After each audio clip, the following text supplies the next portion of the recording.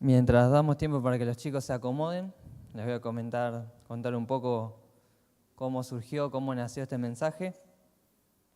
Viene de hace un tiempo esta palabra dando vueltas en mi vida. Vamos a leer para comenzar juntos un versículo muy conocido y que venimos trabajando mucho en este tiempo. Vamos a leer Mateo 6, 33 en la versión Reina Valera contemporánea. Es un versículo muy conocido. Dice: por lo tanto, busquen primeramente el reino de Dios y su justicia, y todas estas cosas les serán añadidas. En este tiempo hemos aprendido que la clave para vivir una vida en paz, de descanso y de crecimiento integral en todas las áreas es buscar, primeramente, como dice este versículo, el reino de nuestro Señor y su justicia. Pero me preguntaba, a la hora de poder llevarlo a cabo, me surgía la duda, como muchas veces que tomamos versículos, ¿qué significa esto? ¿Qué sentido le damos al reino y a la justicia para poder buscar alguna herramienta práctica que sea de aplicación a nuestra vida? Así que en esta noche me gustaría que podamos juntos trabajar, meditar, profundizar en esta palabra para darle significado a buscar primero el reino de Dios y su justicia, para que nos podamos llevar algunas herramientas y usarla de aplicación en nuestra vida. Como les decía, por ahí cuando tomamos un versículo no lo profundizamos lo suficiente como para sacar esta verdad de aplicación. Antes de comenzar me gustaría dejarle algunos puntos para cuando se acerque un versículo, para que tenga una manera de trabajarlos y poder acercarse a la palabra de una manera intencionada. En primer lugar, debemos pedir por la ayuda y la intervención del Espíritu Santo. Él es quien nos guía a toda verdad, y si Él no está con nosotros, no nos guía, no lo tenemos en cuenta en la lectura de la palabra, no vamos a llegar a ninguna verdad, porque son verdades espirituales. En segundo lugar, es buscar una lectura con intención, no solo una lectura superficial, acercarse, dedicar el tiempo y concentrarnos y destinar ese tiempo específico para eso. En tercer lugar, lo que tenemos que hacer es extraer la verdad de cuando nos acercamos a la palabra. Toda historia, todo relato, todo diálogo no es simplemente una historia, sino que tiene detrás una verdad espiritual, que es lo que tenemos que buscar cuando nos acercamos a las Escrituras. Y por último, transformar esa verdad en una aplicación práctica para nuestra vida, que no se quede solo en una simple lectura, sino que lo podamos aplicar a todos nuestros días.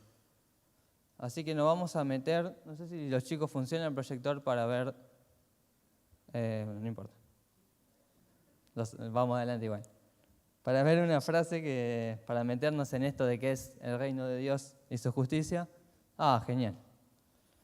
Yo les leo la frase y la vamos a leer de a poco, detenidos, para tratar de sacarle todo el jugo que podemos.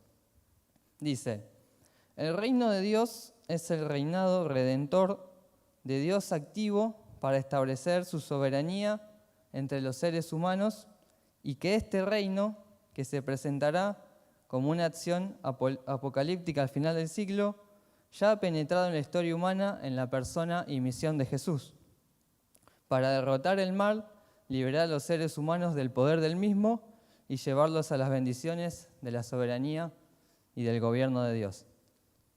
Vamos a leerlo un poco más tranquilo y detenido, como para explicar algunos puntos. El reino de Dios es el reinado redentor de Dios activo. Hemos aprendido en este tiempo que la meta, el propósito del Señor es reconciliar todas las cosas al diseño original. Este es el propósito y el enfoque del reino de Dios, lo primero que tenemos que saber. Después dice, para establecer su soberanía entre los seres humanos, y que este reino, el propósito de reconciliar, que se presentará como una acción apocalíptica al final del siglo, es decir, en la segunda venida, ya ha penetrado en la historia humana en la persona y misión de Jesús. Este reino es Cristo, la expresión máxima del reino de Dios es la persona de Cristo. Esto que va a tener un cumplimiento futuro, como sabemos, lo tenemos que experimentar y lo vivimos ahora a través de la persona de Cristo. Por eso es un reino presente. Y termina diciendo, ha penetrado en la historia humana, en la persona y misión de Jesús para derrotar el mal, liberar a los seres humanos del poder del mismo y llevarlos a las bendiciones del gobierno de Dios. Como hemos aprendido en este último tiempo, fuimos trasladados de un reino de tinieblas a un reino de luz para estar bajo su gobierno y disfrutar de todas sus bendiciones. Así que vamos a ver algunos puntos de qué significa el reino para que nos podamos llevar estas herramientas prácticas y saber cómo conducirnos. Lo primero que tenemos que saber es que el reino demanda arrepentimiento. El punto de inicio de la búsqueda de su reino, el requisito de admisión, la forma de calificar para ingresar, es el reconocimiento de la insuficiencia de mi propia justicia. Cuando Jesús predicaba, el concepto del reino era claro y cercano. Su mensaje era: el reino de los cielos se ha acercado. Y las personas no tenían problema con eso. La barrera que le impedía a las personas acercarse a Jesús era el orgullo propio de las personas y esta necesidad de arrepentimiento que no asumían. La gente aceptó las buenas nuevas de que el reino estaba cerca, pero rechazó la demanda de arrepentimiento que había como condición para entrar en el reino. La primera pregunta para nosotros es: ¿qué vamos a hacer? Si vamos a morir a nuestra propia justicia, a nuestro propio orgullo, para aceptar el reino, o nos vamos a quedar con nuestras propias fuerzas. Para esto vamos a leer una historia rápido que lo grafica clarísimo, que está en Lucas 18, 9 al 14, que es la historia del fariseo y el publicano, una historia conocida, pero que grafica esto de manera muy clara. Se lo voy a compartir, dice: a unos que a sí mismos se consideraban justos y menospreciaban a los demás, Jesús les dijo esta parábola. 2 hombres fueron al templo a orar. Uno de ellos era fariseo y el otro era cobrador de impuestos. Puesto de pie, el fariseo oraba consigo mismo. Fíjense qué locura, no hablaba con Dios, oraba consigo mismo. De esta manera: Dios mío, te doy gracias porque no soy como los demás, que son ladrones, injustos y adúlteros. Dejó la lista corta, creo que los otros pecados de la lista tenía problemas ahí, por eso no los agregó, así que cortó la lista ahí. Ni siquiera soy como este cobrador de impuestos. Ayuno 2 veces a la semana y doy la 10ª parte de lo que gano. Pero el cobrador de impuestos, desde lejos, no se atrevía siquiera a levantar los ojos al cielo, sino que se golpeaba el pecho y decía: Dios mío, ten misericordia de mí, porque soy un pecador. Y Jesús aclara y comenta: yo les digo que éste volvió a su casa justificado y no el otro, porque cualquiera que se enaltece será humillado, el que se humilla será enaltecido. Entonces, lo primero que tenemos que saber del reino es que demanda que podamos morir a nuestra propia justicia. Su justicia es don de Dios. Si se deja el esfuerzo humano, nadie puede llegar a cumplirla. El núcleo de la enseñanza del Señor es renunciar a la justicia conseguida por medios propios y rendirse a recibir el reino como niños. Este sería el primer punto, la necesidad de arrepentimiento para ingresar en el reino. El punto siguiente es entender que su justicia proviene de su espíritu, porque entendemos que cuando nos acercamos a las Escrituras, por ahí vemos que las demandas son altas y decir: ¿cómo voy a cumplir con esto? Y lo que tenemos que saber es que si lo cumplimos y somos capacitados a través de su espíritu. Es importante que entendamos que somos capacitados por su espíritu y que no se trata de un exterior maquillado, sino que se trata de un cambio de corazón. En el Evangelio, pureza de corazón está muy íntimamente relacionado con el término justicia. Y la esencia de lo que Jesús predicó es una justicia más elevada y una ética superior. Pero la pregunta es: ¿cómo llegamos justamente a esta demanda que estableció Jesús? Es por medio de su espíritu. Porque vamos a leer Mateo 5, 28, en la versión RBC, versión Reina Valera contemporánea. Vemos lo que hace Jesús claramente en el Sermón del Monte, que ahora lo vamos a explicar. Dice: pero yo les digo que cualquiera que mira con deseos a una mujer ya adulteró con ella en su corazón. Jesús lo que propone para poder alcanzar la voluntad de Dios es una renovación interior completa por medio de su Espíritu. Vemos que lo aclara nuevamente en Lucas 6, 4 y 5.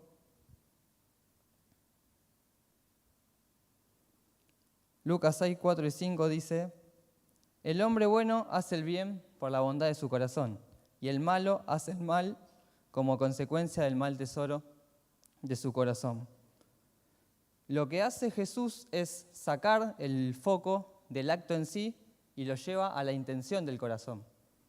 Cada vez que Jesús explica en el Sermón del Monte, lo que hace es elevar la vara, demostrando que lo que importa es la intención del corazón y que una persona que no tiene un nuevo nacimiento del Espíritu de Dios no va a poder cumplir con esas expectativas, porque todo nace de un corazón regenerado. El punto siguiente, vamos a ver cómo opera este reino y qué nos demanda. Vamos a entender que el reino es liberación, como veíamos en la primera definición, que nos libera del poder del mal. Vamos a leer Juan 10:10 en la versión NTV.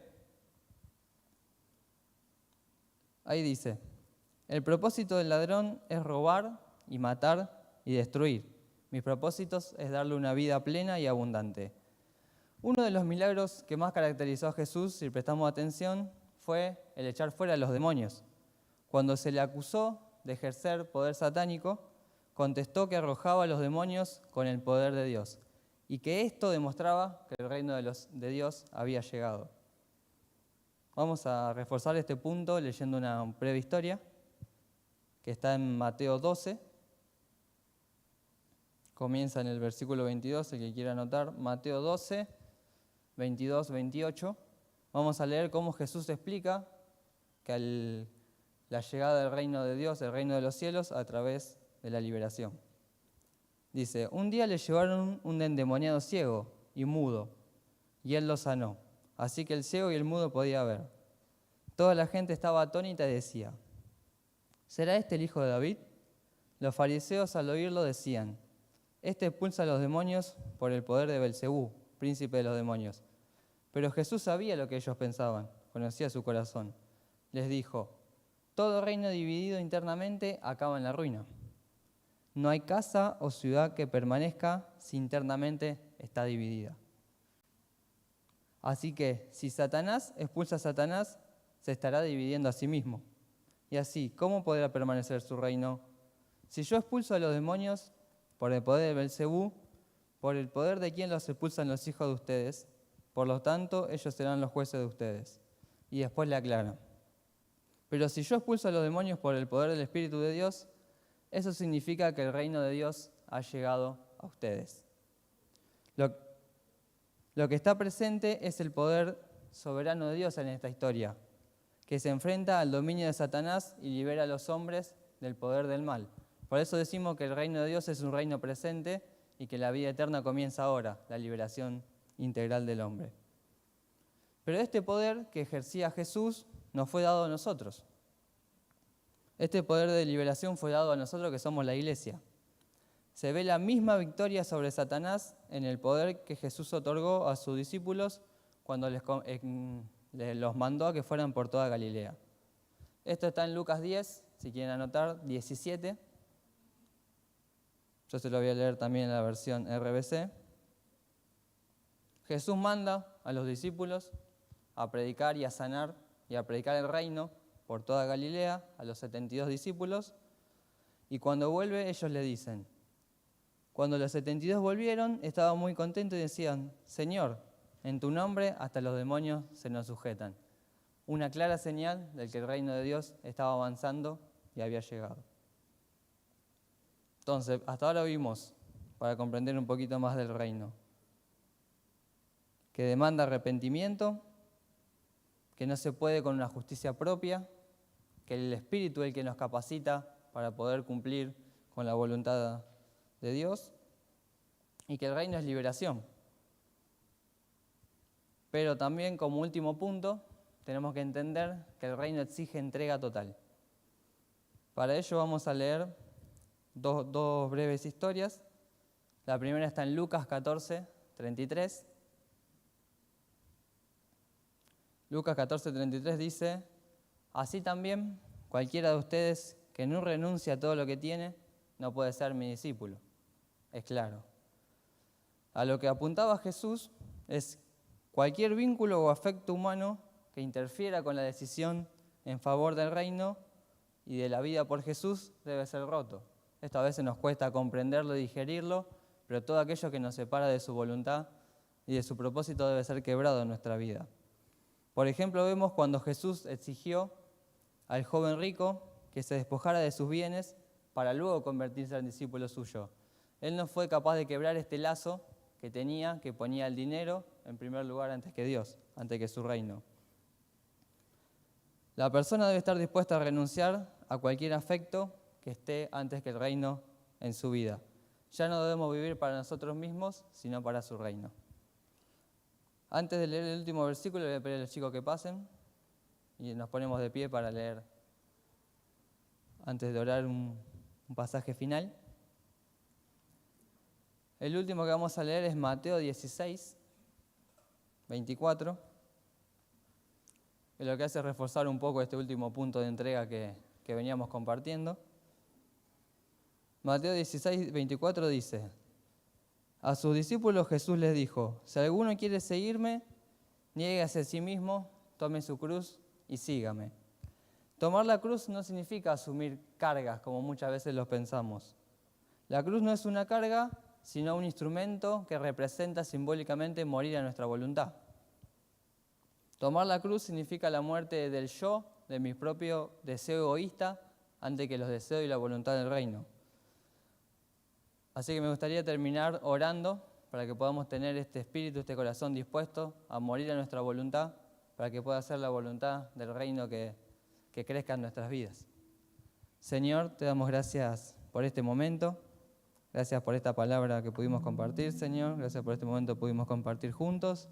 Te pedimos que nos ayude a crecer en este entendimiento, Señor, que lo mejor y lo agradable y lo perfecto para nuestra vida es tu voluntad y no la nuestra, Señor, que nos pueda guiar a través de tu Espíritu a crecer en lo que tú quieres, en tu propósito, en tu voluntad, para que tu reino pueda seguir avanzando.